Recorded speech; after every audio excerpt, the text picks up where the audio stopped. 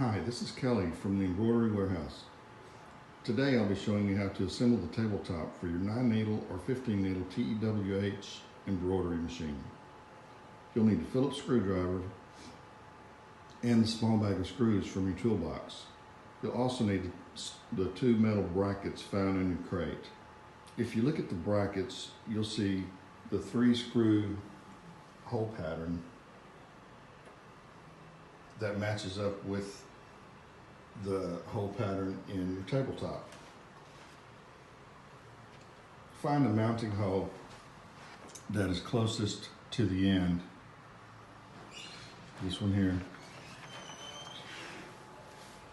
That goes toward the back end of the tabletop.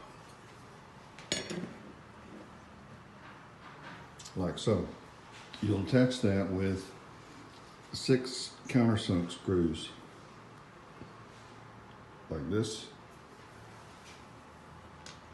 Each one of the brackets has 6 holes. Once you have those attached, you attach that to the machine using these thumb screws. There's 4 of these. Here's one, and there. Just the small screws. You have 4 of these in your toolbox, and that's how you attach it.